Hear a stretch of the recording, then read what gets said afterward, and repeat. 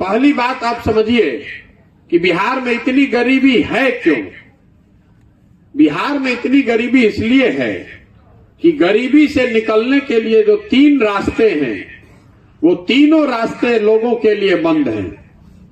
गरीबी से रउआ कैसे निकल सकीला? अगर रउआ घर में कोई पढ़ लिख जाई और बाल बच्चा अगर पढ़ लिख जाई ओकरा नौकरी मिल जाई तो रउआ गरीबी से निकल जाई। दूसरा रास्ता ये है कि अगर आपके पास जमीन हो खेती योग्य तो आप खेती किसानी करके गरीबी से पार पा सकते हैं। और तीसरा रास्ता ये है कि अगर पढ़ाइयों नहीं खे, जमीनों नहीं खे, पैसा हो खे तो दुकानदारी रोजगार उद्योग करके आप आगे बढ़ सकते हैं। तो बिहार में शिक्षा की हालत ये है कि स्कूल से खिचड़ी बंट रहा है और कॉलेज में डिग्री बंट रहा है। पढ़ाई दोनों में कहीं नहीं हो रहा है। स्कूल में तो खिचड़ी बटाते बा, रोज बतियाते बा नहीं जा, लेकिन कॉलेज में भी जहां बिल्डिंग बा, टीचर लोग बाड़न जा 10-10 हजार लड़का उनमें नामांकन भी करैले बाड़न। पढ़ाई ओइजो नहीं के हो। लड़का एक हाली गईल कॉलेज में नाम लिखवावे, दूसरा हाली गईल एडमिट कार्ड लेके परीक्षा देवे, तीसरा हाली गईल डिग्री लेवे। तो जब आपका लड़का पढ़िए नहीं रहा है, खिचड़ी खा रहा है और डिग्री ले रहा है, तो मजदूर नहीं बनेगा तो कलेक्टर तो बनेगा नहीं। तो ज्यादातर जो परिवार हैं उनके बच्चों को पढ़ लिख कर आगे बढ़ने का, गरीबी से निकलने का जो रास्ता है वो बंद है। दूसरा हमने आपको बताया जमीन। तो बिहार में 100 में 60 आदमी के पास एक धूर भी जमीन नहीं है। पूरा देश में 100 में 38 आदमी के जमीन नहीं थे, लेकिन बिहार में 100 में 60 आदमी के पास एक धूर जमीन नहीं है। क्योंकि पिछले 75 साल में भूमि सुधार को लेकर यहां कोई काम ही नहीं किया गया है। वह दाखिल खारिज करावे जातनी आपन जमीन के तो में 3000 घूस लागत। जमीन का कोई रिकॉर्ड ही नहीं है। वो 4 गो अटर्नी जो दलाल है, कर्मचारी है, सीओ है, उसी के मर्जी पर है। भूमि सुधार को लेकर इस राज्य में कोई काम आजादी के बाद नहीं किया गया है। पिछला बार भूमि के सर्वे भइल रहे 1917 में, तो 105 बरिस हो गई। तो 60 आदमी के पास तो जमीनें नहीं है। जो 40 आदमी के पास जमीन है उसमें भी 90% मतलब 36 आदमी के पास 1 एकड़ से कम जमीन है। तो जो बिहार में खेती किसानी होती है, जो लोग खेती करता है, वो खाने वाली खेती है, कमाने वाली खेती नहीं है। रुआ इतना छोट जमीन बा कि रुआ उहे उपजावत है कि बाल बच्चा खाना खा ले। उस खेती से आपको कोई आमदनी नहीं होती है।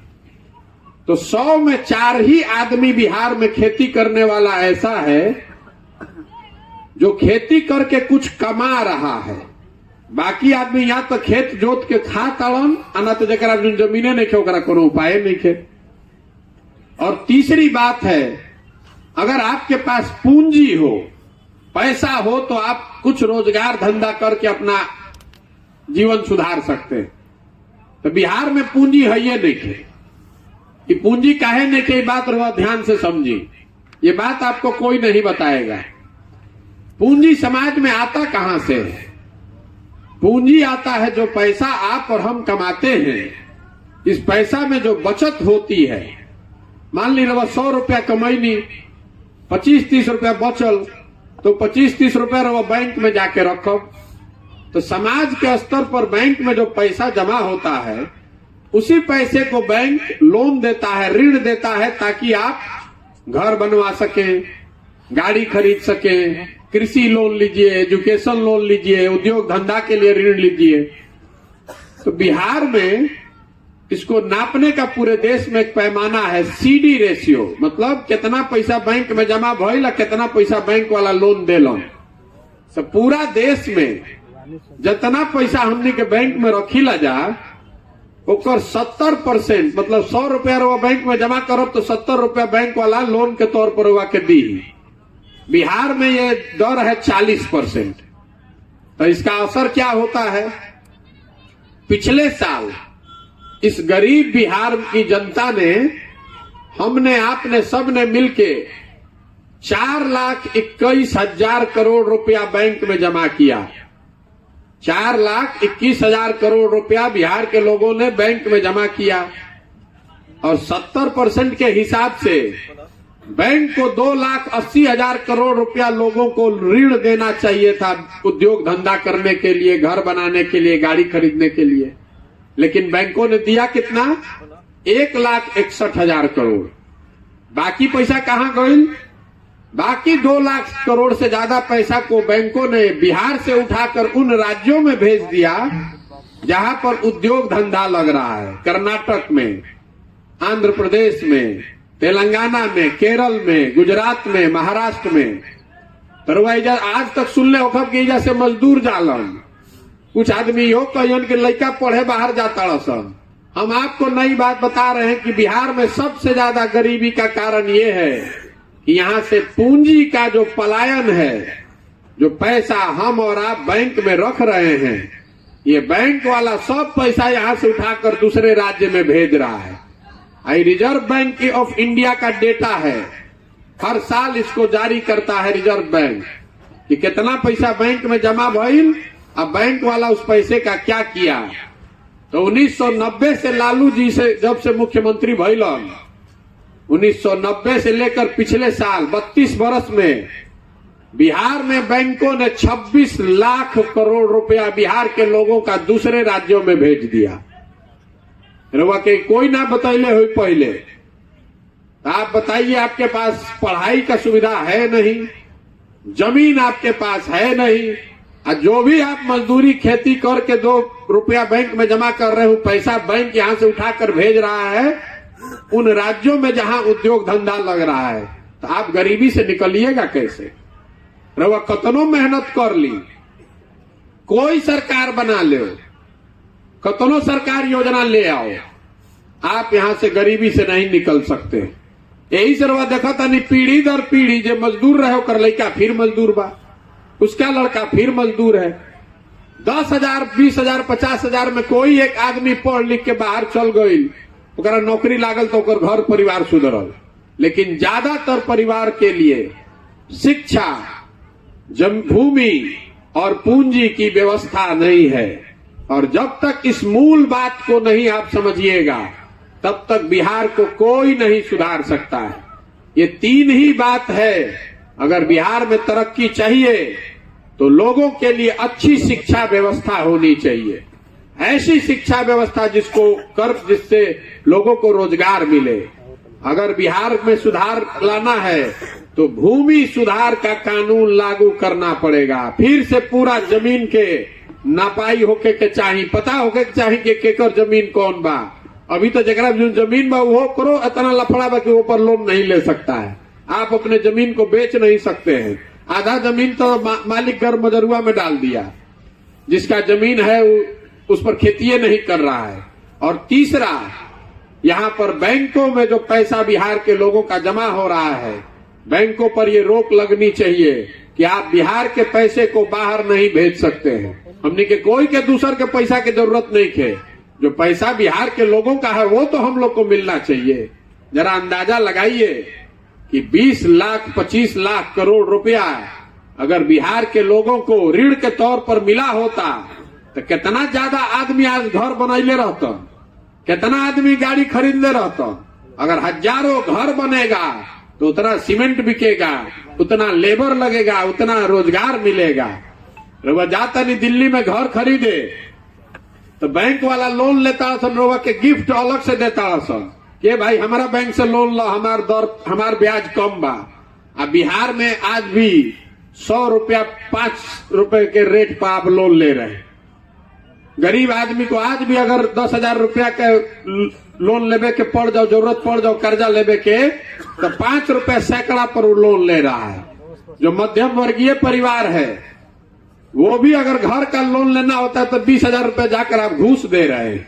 इतना यहाँ पूंजी का अभाव है। तो ये तीनों चीज सुधरनी चाहिए। सुधर क्यों नहीं रहा है?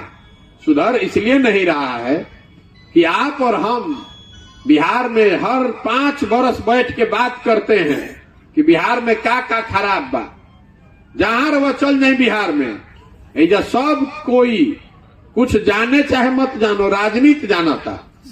4 गो लड़कन के कहीं बैठा दी, घर में, दलान में, खेत खलिहान में, चौक चौराहा पर, चाय के दुकान पर, जहां 4 आदमी बैठी राजनीति बतियाई।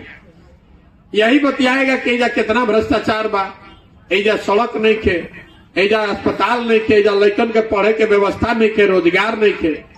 लेकिन जहिया वोट होई वो दिन सब चालाकी चल जाये, वो दिन सब बात भुला जाये। बिहार में वोट के दिन आदमी के 4 गो बात याद बा। पहला बात कि हमार जात का बा, के हमारा जात के खड़ा बा, चलो अपना जात वाला के जितावे के बा। जे जात से बच गई ओकरा के धर्म के नाम पर हिंदू मुसलमान, भारत पाकिस्तान, पुलवामा के नाम पर वोट लिया था। तो काल तक रवा संकल्प ले ले रही कि अब की हाली है बीजेपी के एमपी के ना जिताई भी, तो 5 वर्ष में मुंह में कम दिखैले। लेकिन जहिया वोट होई 2 दिन पहले हल्ला हो, ए भाई सब हिंदू एक हो जा, मुसलमान ना जीते के चाहिए। कोई गलती से अगर पूछ देलस काहे दिहल जाओ भाई, तो करे के आदमी चढ़ जाता ओकरे सर पर। है तारा बुझाता ऊपर देखो, ऊपर एजा देश पर खतरा लागल बा। पाकिस्तान के सबक सिखावे के बाद तू नाली गली में जुड़ाइल बड़ा। छोड़ा एमपी के, मोदी जी के देखो, सीधे ऊपर देखा भाई, ऊपर, नीचे काहे देखा तारा। तो जाके भाजपा के दे देनी। फिर जे दोनों से बच जाता तो कहता कि भैया कुछ हो जाओ, और ललटेन वाला राज ना चाहिए, वो अपराध का जो जंगल राज था वो नहीं चाहिए। रवा नहीं न जानो 4 बजे इतना खतरा रहे, आदमी सरे छोड़ के भागत रहे, घर में घुस के अपराधी मारत रह सब। तो रवा विधायक के कसम खैले बानी कि अब की हालिया विधायक के ना जिताई। तो चुनाव से पहले हल्ला भइल, अरे बाप रे ललटेन वाला जीतो तारा सन। तो कहे भाई छोड़ो, भुला ई सब बात, कोई सब रोक कर ललटेन ना आवे के चाहिए, चलो करे के मन मार के दो। जे तीनों से बच गए तो चौथा हमने के मुसलमान भाई लोग बा। मुसलमान कह रहा है कि भैया जिए चाहे मरे, इन लोग की हालत सबसे खराब बा। दलित से भी ज्यादा परेशान बेचारा मुसलमान है। लेकिन ये लोग कह रहा है कि जिए चाहे मरे, भाजपा के तो ना दे सकीला। जब भाजपा तो भैया मुसलमान विरोधी पार्टी बा। तो बिहार में बचल के, अरे बिहार में तो भैया 2 गो दल बा, एगो मोदी जी के भाजपा और दूसरा लालू जी के ललटेन। नीतीश कुमार बेचारे के तो दले नहीं के बचल, कि कभी ललटेन पकड़ के लटकल बनन, कभी कमल के फूल पर बैठ के पौरा ताड़ा। तो जनता के बुझाते नहीं के रहियन के नहीं। तो मुसलमान कह रहा है कि जिए चाहे मरे, भाजपा को दे नहीं सकते, तो ललटेने लौकता है, यही में किरासन तेल बन के जलल जाइए, करे के दबाव है भाई।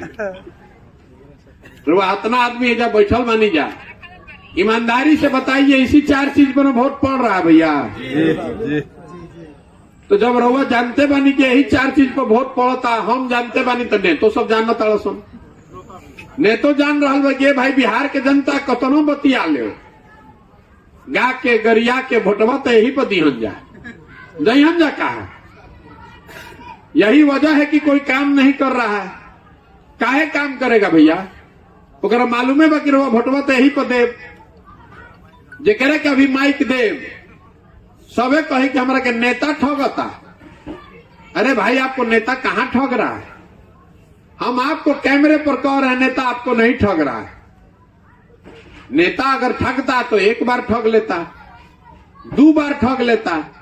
अगर वह हम 50 वर्ष से ठगाता नहीं जाते, कर मतलब है कि कुछ गलती तो हमनिए में ना बा।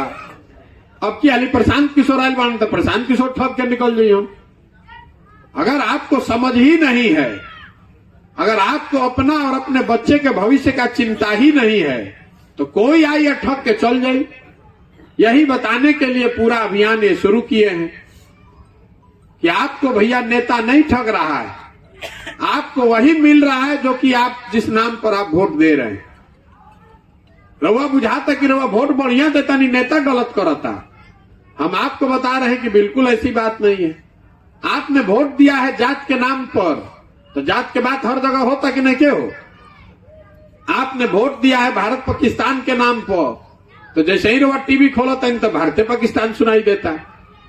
आपने वोट दिया है 5 किलो अनाज पर, तो 1 किलो चोरी करके 4 किलो देते बड़ा सन। रउआ वोट देले बानी राम मंदिर पर, तो राम मंदिर बनिए रहल बा। रउआ वोट देले बानी गुजरात के विकास खातिर, तो राउर लड़का जाके सूरत में मजदूरी करते बड़ा सन, वो फैक्ट्री लागते बा। अरे जो वोटवा दीजिएगा वही ना पाइएगा, बोइएगा बबूल तो आम कहां से खाइएगा। आपने बिहार में फैक्ट्री लगाने के लिए तो वोट दिया नहीं है, आप तो गुजरात में बुलेट ट्रेन बनता ये देख के रोज अरवा सीना पीटता नहीं आपको कि वाह बहुत बढ़िया देश के विकास हो गए।